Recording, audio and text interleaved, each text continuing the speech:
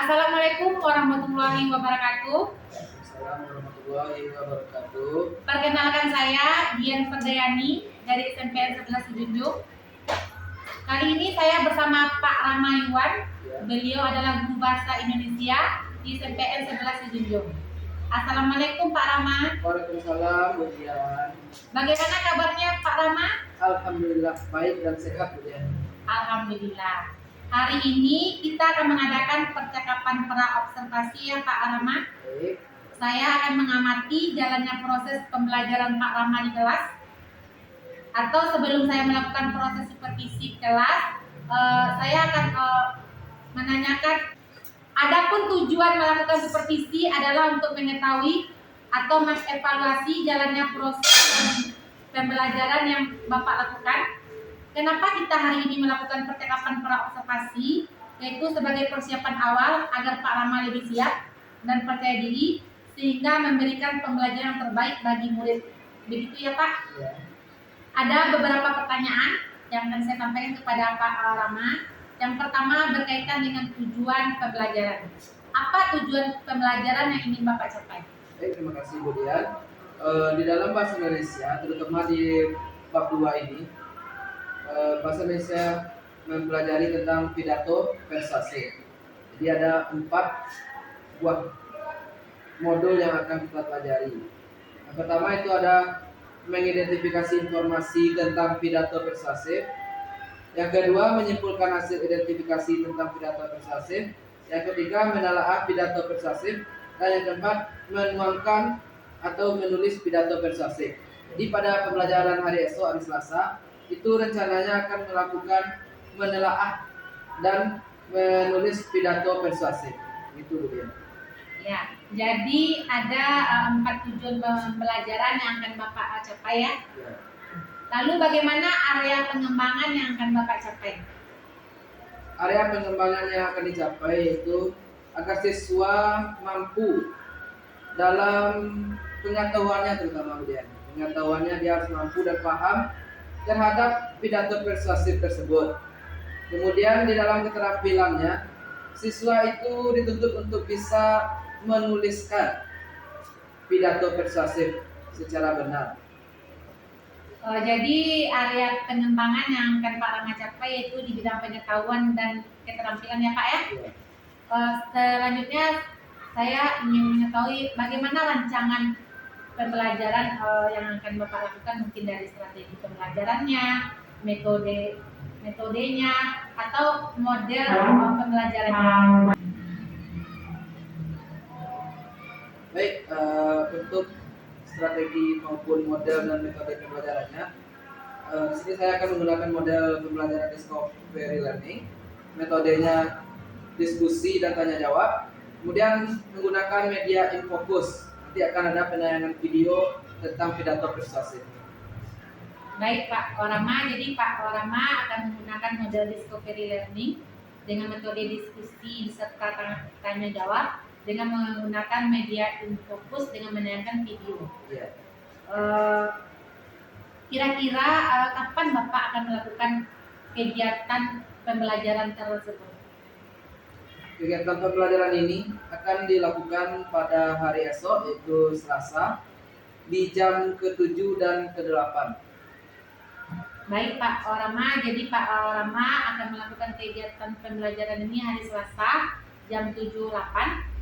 Saya akan datang ke kelas Bapak, saya akan melakukan supervisi kelas, saya akan melihat dan mencatat hal-hal apa yang akan terjadi di kelas Bapak ya. Ya. Nanti setelah kita melakukan pembelajaran observasi di kelas, kita adakan lagi percakapan pasca observasi ya. Nanti akan didampingi oleh PP saya Bu Ima Setiawati. Sebelum diakhiri, kira-kira apa yang Bapak dapatkan dari hasil percakapan kita hari ini?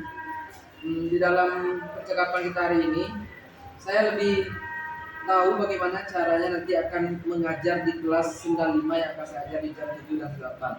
Lebih bisa mempersiapkan tujuan, model ataupun metode, dan mempersiapkan diri semuanya untuk mengajar besok di kelas 95. Baik Pak, terima kasih Pak Rama atas waktunya sudah bersedia berbincang-bincang dengan saya di percakapan para observasi ini. Sampai bertemu kita di observasi kelas hari Selasa besok jam 7.08. Demikianlah percakapan kita hari ini. Sampai bertemu kita di kegiatan observasi kelas dan pasca observasi. Terima kasih Pak Rama. Ya, sama-sama Bu Dian. Assalamualaikum warahmatullahi wabarakatuh. Waalaikumsalam wabarakatuh. Waalaikumsalam warahmatullahi wabarakatuh. Baik, kelas 95. Kali ini kita belajar bahasa Indonesia. Pertemuan kedua di minggu ini. Di hari ini siapa yang tidak ada?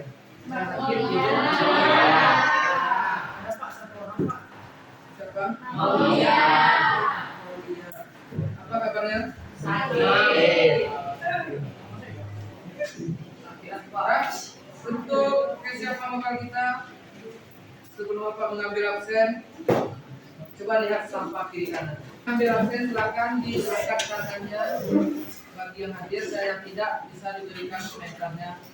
Apakah ada surat izinnya sakit atau sampah? Satu orang sakit. Mudah-mudahan yang hadir hari ini dalam keadaan sehat. Ada yang kurang sehat? Sehat juga. Masih semangat? Harus semangat. Dan silakan keluarkan buku yang berkaitan dengan bahasa Indonesia. Silakan diingat-ingat kembali sampai di mana pelajaran kemarin. Ada yang tahu?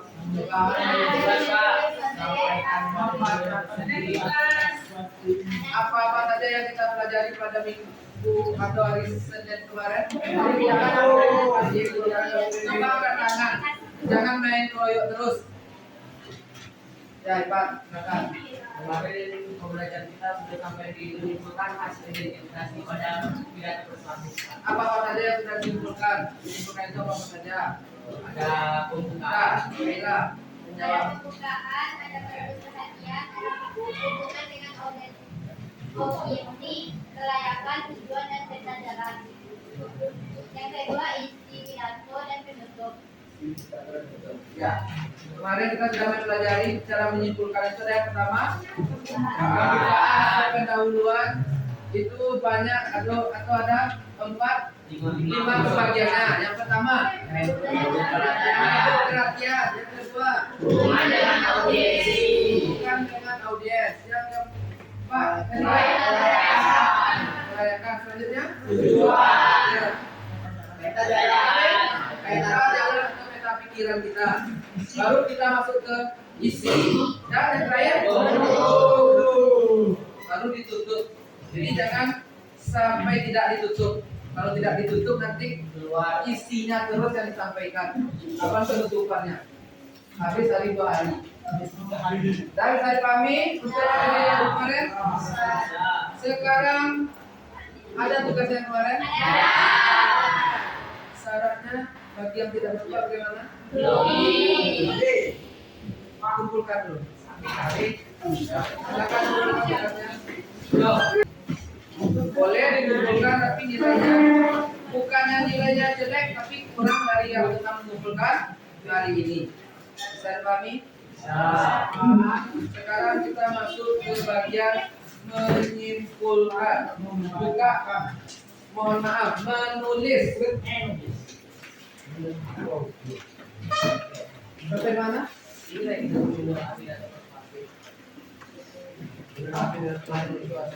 Oh ya, maaf. Menelaah. Setelah menelaah ini ini ada pidato dari Stephen Suzuki dan nanti juga ada beberapa video pidato yang akan Bapak lihatkan kepada kalian. Buka halaman 39 tentang menelaah. Apa itu menelaah? Coba dibaca. Jangan mengatakan saya Dibaca di dalam hatinya coba. Apa itu bagian menelaah? Nah, ini ada bentuk pidato dari seorang anak muda. Bisa kita sebut anak muda namanya Serpen Suzuki. Siapa yang pertama kali beranggapan Serpen Suzuki ini adalah laki-laki? Ada nggak yang beranggapan kalau Serpen Suzuki ini laki-laki? Ya, laki-laki atau perempuan? Di mana nampaknya? Ada gambarnya Serpen Suzuki. Jadi ke bagian menelaah ini kita dituntut untuk bisa kita baca dulu bagaimana teks pidato persuasif itu, kemudian baru kita telaah. Telaah itu maksudnya kita bedah, kita cari apakah bagaimana persuasi itu sebenarnya di dalam teks Serpen Suzuki itu. Nanti akan ada beberapa pertanyaan di belakang itu tentang menelaah tentang pidato yang ditemukan oleh Serpen Suzuki. Silakan dibaca pidatonya di dalam hati, tidak bersuara. Ada tidak yang bisa menyimpulkannya ke depan? Apa maksud dari Serpen Suzuki? Tidak usah ragu-ragu. Salah itu untuk kita lebih baik. Ada tidak bisa? Bisa disimpulkan apa yang didapat dari yang dibaca tadi.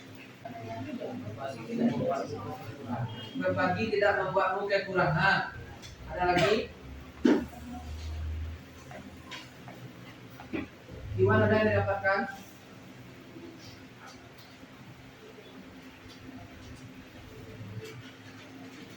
Apa katanya Serpen Suzuki ini? Berapa umurnya? 12. Jadi rata-rata 95 ini berapa umurnya? 15. Berarti di zamannya dia membuat pidato ini dia masih berumur 12, berarti kecil dari kalian. Kalau anggarannya itu masih anak SD, tapi dia sudah bisa memberikan sebuah dorongan, masukan atau membuatkan sebuah pidato persuasif yang bisa mengajak orang untuk ikut dengan apa yang dia katakan. Serpen Suzuki ini dia mengatakan bahwa dia itu bukan orang cerdas katanya kan. Ada salah satu yang dia memang sangat tekankan di sini, jika Anda tidak tahu bagaimana cara memperbaikinya, tolong berhenti merusaknya. Saya bisa menjelaskannya apa di sini. Kalau tidak mau, jangan sampai kita itu merusak hal-hal yang tidak perlu itu. Jika Anda tidak tahu bagaimana cara memperbaikinya, tolong berhenti merusaknya. Jadi jangan dirusak hal-hal yang perlu itu dengan kegiatan yang tidak penting. Apa contohnya? Merusak lingkungan. Kalau kalian seandainya tidak mau memperbaiki lingkungannya, tolong jangan dirusak. Kan itu terus pidato yang disampaikan oleh kepala sekolah. Seandainya kalian di sekolah ini tidak mau memilih sampah, setidaknya jangan merusaknya dengan cara jagalah kebersihan, jaga kenyamanan. Kalau ada sampah langsung dibuang, jangan sampai berserakan di lapangan. Tidak ada yang entah iseng, entah sengaja siap makan makanan yang berbungkus plastik langsung dibuang. Dengan tidak sengaja, mungkin tangannya atau dengan sengaja. Menurut kalian sengaja atau tidak sengaja? Dengan sengaja, dengan kesadaran membuang sampah. Makanya banyak sampah bertebaran. Saya sering dikatakan janganlah buang sampah di sembarangan. Itu juga termasuk ajakan di dalam pidato persuasif. Kalau judulnya tema tentang basmi sampah, itu dia salah satu momen yang dibicarakan oleh Serpen Suzuki ini. Kemudian setelah kalian baca, coba dilihat halaman 44. Ada 9 buah pertanyaan. Yang pertama coba dibaca. Dwi, apa pertanyaannya? Apakah kamu sendiri tergugah setelah membaca pidato Serpen Suzuki dan juga caranya berpidato di YouTube? Apakah kalian tergugah setelah mendengar pidato Stephen Suzuki ini? Iya. Kenapa? Karena pidatonya memberi kita motivasi. Nah, karena pidatonya tidak hanya mengajak tapi juga memberikan motivasi. Kemudian yang kedua, coba dibaca Kaila. Apa pertanyaannya? Mengapa dia tampil begitu lancar dan rapi? Ada yang bisa menjawab? Karena dia biasa kepercayaan diri. Coba satu lagi. Langsung dekat iPad. Karena dia memiliki kepercayaan diri. Mentalnya kuat. Memiliki kepercayaan diri, mentalnya kuat. Ada lagi yang mau menambahkan? Kepedulian. Apa? Kepedulian. Kepedulian, keseriusan, keyakinan. Jadi Stephen Suzuki ini sudah lengkap ya. Peduli dia di sana apa tadi Pak? Percaya diri dia, keseriusannya ada, makanya dia bisa seperti yang ada di buku itu yang dia bicarakan. Umur 12 tahun itu umur yang cukup kecil lah bahasa kita, tapi dia pemikirannya sudah dewasa besar pemikirannya. Kemudian soal yang ketiga, coba dibaca lihat. Perhatikan cara pembukaan pidatonya yang menunjukkan siapa dirinya dengan bahasanya. Bagaimana dia mengemukakan pembukaan untuk dirinya? Ada tak dibuatkan di dalam teks itu? Ada. Di bagian Kata yang membuat dia pidatonya menentukan siapa dirinya. Di bagian mana? Coba dilihat. di bagian Bagian pendahuluan.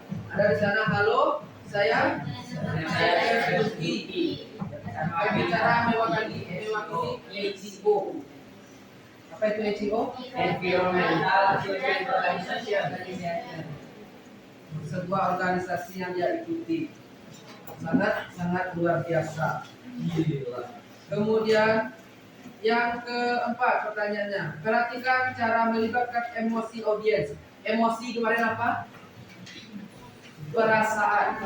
Bagaimana dia bisa melibatkan atau membawa perasaan dari audiensnya? Bagaimana cara dia menarik perasaan agar audiensnya tergugah? Dia menghayatinya. Kemudian jadi banyak emosi-emosinya yang digunakan.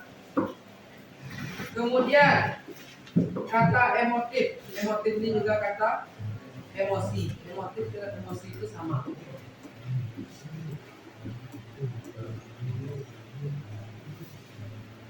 Nah ini dia. Manakah dari kata-kata Stephen Suzuki yang menurutmu sangat mengesankan? Ada tidak yang sangat mengesankan? Ada. Angkat tangan. Yang bertanya itu. Anda tidak tahu bagaimana cara mengembalikan ikan-ikan salmon ke sungai asalnya. Anda tidak pernah tahu bagaimana cara mengembalikan ikan-ikan salmon ke Sungainya asalnya. ke asalnya. Itu kata si Rido. Karena Rido membaca tadi boleh saja, itu yang dia katakan sangat mengesankan bagi dirinya. Karena yang ditanya bagi diri kita yang membaca. Ada lagi yang lain? Pak Adio. Jika Anda tidak tahu bagaimana cara memperbaikinya, tolong jangan berhenti merusaknya. Itu yang tadi. Kalau kalian tidak tahu cara memperbaikinya, jangan untuk merusaknya. Lanjut, Ipan. Walaupun marah saya tidak buta, walaupun takut saya tidak ragu untuk memberitahukan dunia apa yang saya rasakan. Walaupun marah saya tidak akan buta. Kemudian, Walaupun takut saya tidak ragu. walaupun takut saya tidak ragu. Jadi itulah yang sekitar, bukan semuanya, masih banyak lagi kata-kata Stephen Suzuki itu yang sangat mengesankan. Silakan beri tepuk tangan dulu untuk temannya yang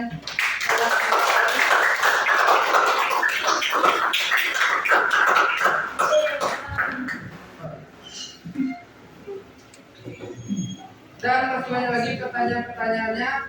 Silakan baca. Ini di rumah pertanyaan ini. Dan untuk selanjutnya menelaah itu dia perlu nampaknya kalian ngantuk. Coba berdiri. Dua komponen yang harus diperhatikan. Ada pembukaan, ada ini dan yang terakhir penutup. ini ada sebuah video tentang ini dapat juara 1 di lomba pidato peringatan Hari Anti Korupsi. Lihat pembukaannya di sana bagaimana, apa yang dia sampaikan. Kemudian isinya apa? Kemudian penutupnya apa? Silakan dibuka, diambil bakunya dan dibuat nanti apa pembukaannya, cakupannya, apa isinya, apa penutupnya di dalam video ini. Tidak usah terlalu panjang karena hanya sekali atau 2 kali kita putarkan. Yang penting pembukanya ada, isinya tepat yang dibuatkan, dan penutupnya ada. Bisa dipahami? Jadi tonton dengan fokus dan jangan lihat kiri kanan ataupun berbicara dengan temannya.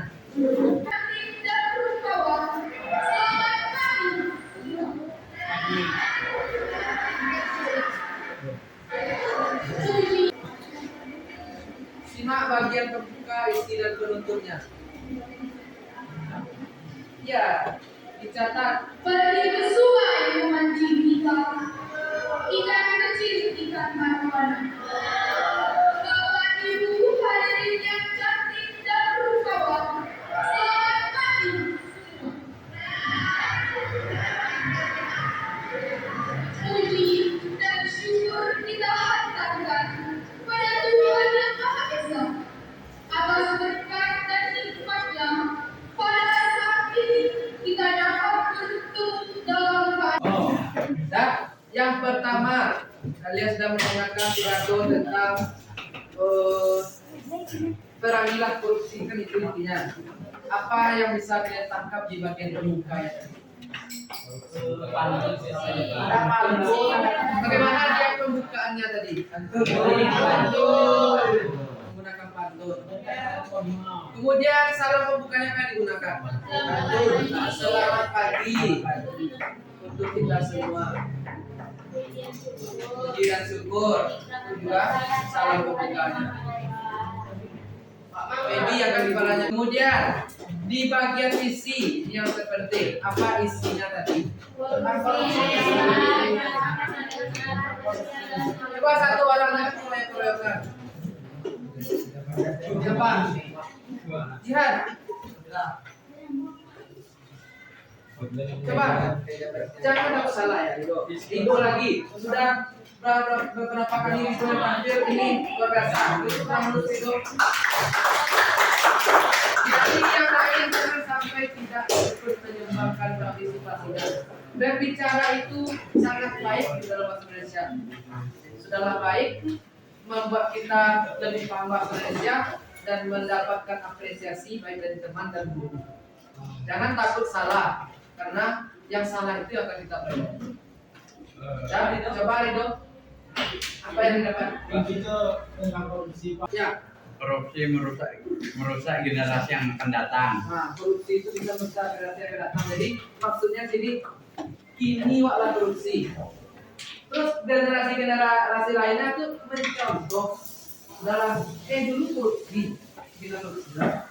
Makanya jangan mulai dari sekarang kalau dapat sebelumnya korupsi itu ditiadakan. Karena kalau sudah ada korupsi, yang lain-lainnya ikut ke bawah arus kebanyakan.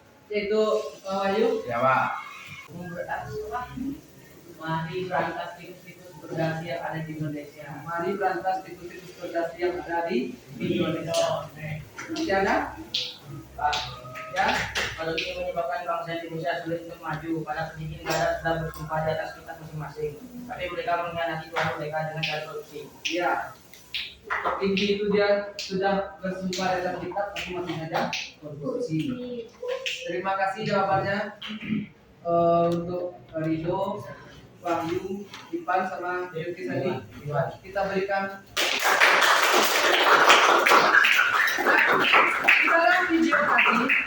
Di dalam video tadi ada yang paling berkesan sangat Bapak lihat.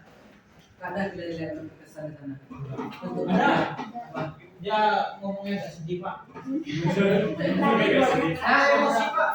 Yang paling berkesan menurut Bapak tadi kalau untuk anak sekolahan sudah mulai dia mencuri ataupun melakukan korupsi di sekolah, yang pertama apa tadi? Nilai. Mengumpulkan uang terlambat.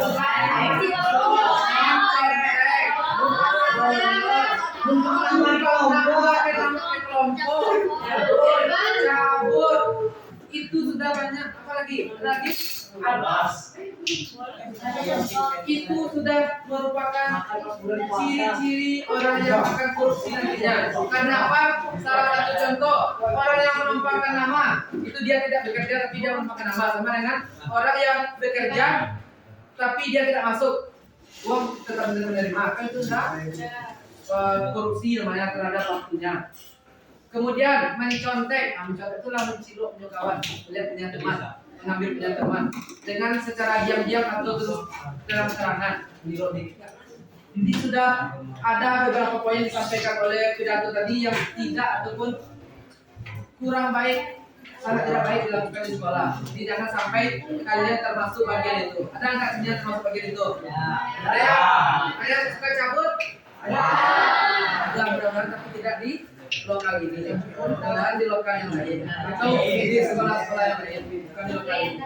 Para lokal ini tetap sampai saat tidak. Mudah-mudahan kita semuanya bisa juga nanti seperti yang pertama tadi siapa? Serta Suzuki yang melakukan pidato persuasifnya. Kemudian yang ini oleh salah seorang siswi kelas SMA dia kan, bahkan juara 1 lomba pidato tentang korupsi. Jadi kita berikan semangat juga diri kita akan bisa seperti mereka. Setidaknya kalau kita juara 1 di tingkat provinsi, juara 1 di tingkat sekolah dulu. Kalau juara 1 di tingkat sekolah bisa nanti ke tingkat provinsi.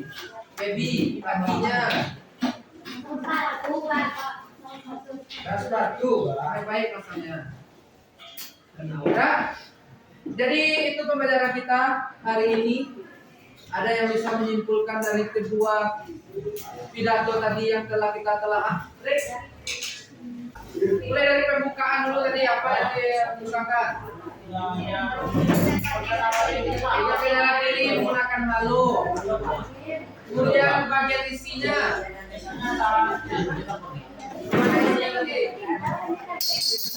Tentang perjuangannya mencapai kesuksesan.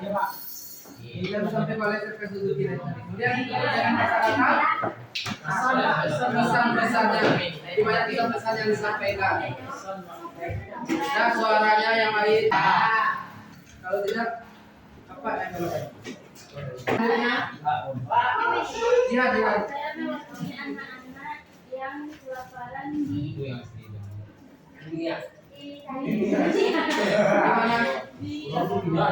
jalanan. Saya mewakili anak-anak yang kelaparan di jalanan. Itu kata si Jihad.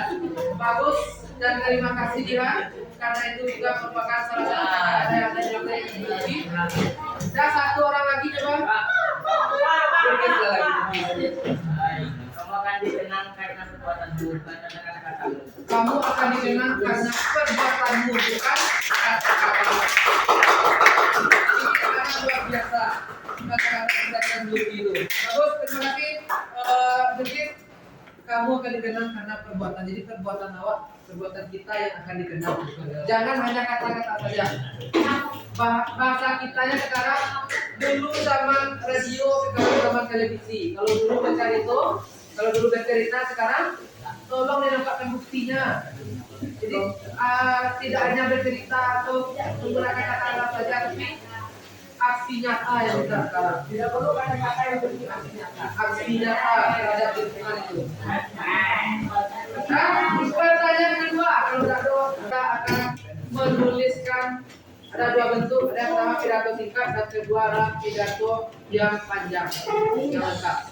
Ada dua bentuk, yaitu tentang menuliskan pidato persuasif.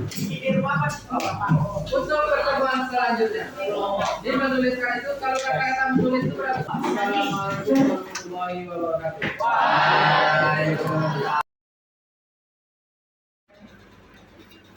Langsung aja. Nah, assalamualaikum warahmatullahi wabarakatuh. Waalaikumsalam warahmatullahi wabarakatuh. Berjumpa lagi dengan saya Dian Perdayani dari SMP 11 di Junjung, TGP Angkatan 8. Saya hari ini ditemani oleh Bapak Rama, guru bahasa Indonesia yang telah diobservasi hari Selasa kemarin. Serta saya juga didampingi oleh PP saya, Bu Ima Setiawati. Terima kasih Bu atas waktunya. Pak Rama, terima kasih juga sudah menyediakan waktunya. Hari ini kita akan melakukan percakapan pasca observasi. Bagaimana kabarnya hari ini Pak Rama? Alhamdulillah sehat Dian. Alhamdulillah. Di sini saya akan memberikan pertanyaan kepada Bapak terkait jalannya proses observasi yang telah Bapak lakukan pada hari Selasa kemarin. Yang pertama yaitu bagaimana perasaan Bapak setelah menjalankan proses observasi yang dilakukan. Terima kasih Bu ya. Kalau ditanyakan perasaan setelah melakukan observasi, tentu sudah senang karena sudah ada dari calon guru penggerak CGP ya Bu ya. Iya. Mengobservasi bagaimana cara guru mengajar di kelas itu rasanya sudah sangat bangga rasanya. Karena dari Bu dia nanti juga bisa dipelajari bagaimana mengajar itu yang lebih bagusnya, kalau ada kurang gimana tambahnya. Dan saya juga sangat terima kasih sudah dilakukan observasi. Mudah-mudahan kedepannya lebih baik lagi. Amin. Alhamdulillah, mudah-mudahan kedepannya bisa berjalan dengan lebih baik lagi Pak Rama. Yang kedua yang saya tanyakan, bisa nggak Pak Rama ceritakan area pengembangan apa yang sudah Bapak lakukan di kelas, langkah-langkah dan tahapan apa yang sudah Bapak lakukan di kelas? Sebelum dengan mengajar di hari Selasa kemarin di kelas 95 itu langkah-langkahnya ya kita mulai dari pembukaan, kemudian itu sekitar kurang lebih 15 atau 10 menit baru kita masuk ke bagian inti. Kemarin kita 2 jam pelajaran, 6 jam pelajaran itu 90 menit dan bagian intinya 60 menit. Kemudian bagian penutup kita bagian kesimpulan itu ada 15 menit dan langkah-langkah di sini walaupun kemarin ada sedikit gangguan kanal listrik tapi alhamdulillah bisa disampaikan kepada anak dengan baik. Tapi memang walaupun seperti itu masih banyak kekurangan baik dari segi kita menyampaikan ataupun dari segi anak di dalam kelas. Tapi sudah berusaha yang terbaik. Mudah-mudahan kedepannya lebih baik lagi kita. Jadi area pengembangannya yang Bapak Rama lakukan dimulai dari buka, isi, dan bentuk. Menurut Bapak Rama, sejauh area pengembangan yang Bapak Rama lakukan, apakah sudah berhasil atau belum? Terima kasih Dian. Kalau ditanya berhasil, kita tentu mengharapkan berhasil, betul.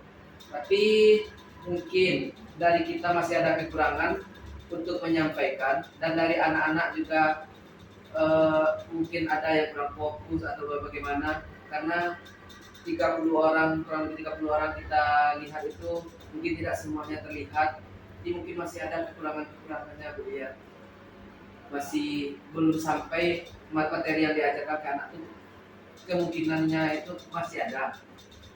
Dan sudah disampaikan dan sudah diberikan juga pelatihannya, kemudian juga sudah diberikan penugasan dan juga sudah kita simpulkan. Mungkin memang tidak akan semua murid terlalu cepat menangkap karena pengetahuan ataupun daya ingat anak itu semuanya berbeda. Jadi kita maklumi dan kita sama-sama bagaimana bisa membuat anak itu memang berada pada porsinya. Jangan dipaksakan, kalau dia tidak dapat itu jangan terlalu dipaksakan. Harus bisa kita menjadikan anak itu dia sama di mata kawan-kawannya walaupun dia rendah tidak kawannya itu. Ya, terima kasih Pak Rama. Berarti dari Bapak Rama lakukan kemarin atau observasi di kelas masih ada kendala, salah satunya itu menurut Pak Rama masih ada siswa yang kurang fokus. Yeah. Nah, menurut Pak Rama kira-kira yang membuat siswa kurang fokus itu apa? Mungkin bisa dari cara kita menyampaikan juga bisa ya. Atau anak itu kan kita nggak tahu atau dia ada masalah dari keluarga, tapi kalau sebaiknya walaupun ada masalah dari keluarga atau masalah dari kita di dalam kelas itu hendaknya memang benar-benar mengikuti, karena kalau seandainya 10 diberikan setidaknya 8 atau 9 itu diingat, kalau tidak 10 diingat gitu mungkin dia. Berarti salah satunya tadi yaitu siswa kita kurang fokus, mungkin ada dia cukup kendala apa apa. Menurut Pak Rama, bagaimana caranya supaya siswa kita itu bisa fokus dalam belajar sehingga nanti bisa menyerap seperti kata Pak Rama dari 1 sampai 10 minimal 8 atau 9 masuk. Bagaimana caranya? Untuk itu kita lebih menggunakan atau lebih kita tingkatkan bagaimana metode kita, bagaimana media-media yang akan kita gunakan, jangan hanya terfokus pada berbicara di depan, tapi bisa kita menggunakan misalnya media gambar atau kita buat teka-teki yang lebih membuat anak itu senang. Apalagi kemarin kita di jam siang itu lumayan agak panas kalau siang. Sebaiknya lebih banyak ke materinya dimasukkan ke ada game-gamenya. Kemudian bisa ketika teki tadi atau media pembelajaran menggunakan fokus dan melihat video dari kemarin. Saya rasa itu cukup membantu untuk anak yang fokus. Ya, berarti menurut Pak Rama salah satu caranya membuat siswa kita fokus itu dengan membuat metode atau media yang menarik, bisa berupa gambar, video atau membuat game. Menurut Pak Rama, kira-kira kapan Pak Rama bisa melakukannya ini supaya nanti siswa yang Pak Rama ajarkan itu bisa fokus? Kira-kira kapan? Insya Allah di pembelajaran selanjutnya akan dicobakan memvariasikan pembelajaran di kelas-kelas lain maupun di kelas yang saya ada kemarin. Mudah-mudahan apa yang Pak Rama rencanakan yaitu melakukan pembelajaran dengan metode atau model yang menarik pada pertemuan pada hari berikutnya bisa terwujud. Saya tunggu ya Pak Rama ceritanya apakah bisa terrealisasi dengan baik. Kira-kira sekitar beberapa hari lagi saya bisa melihat progresnya. Dalam minggu ini lah ya.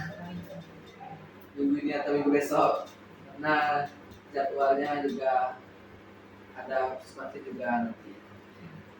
Terima kasih Pak Rama, mudah-mudahan apa yang sudah Pak Rama rencanakan untuk kedepannya bisa terwujud dan terrealisasi dengan baik.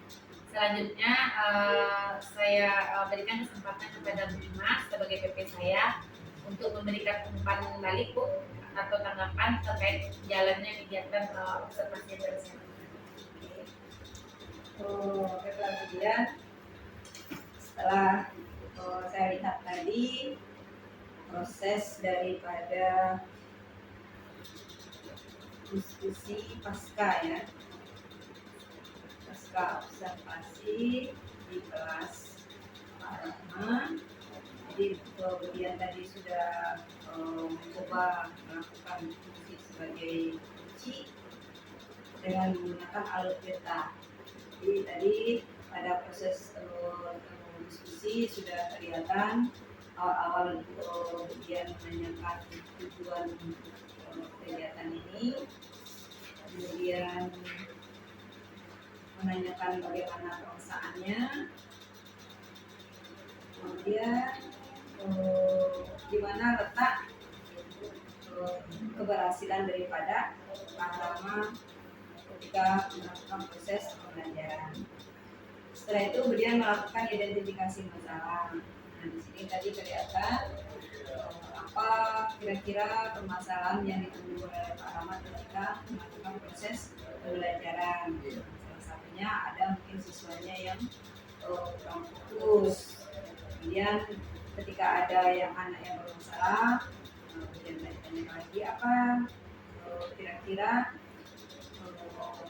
cara untuk mengatasi yang kurang fokus yang juga diterangkan oleh Pak Rama. Ada itu dia mungkin mau melengkapi media-media atau mau menjadikan permainan atau game yang sesuai dengan karakteristik siswa kita yang belajar pada sesi siang yang rawan udara panas, capek, ngantuk.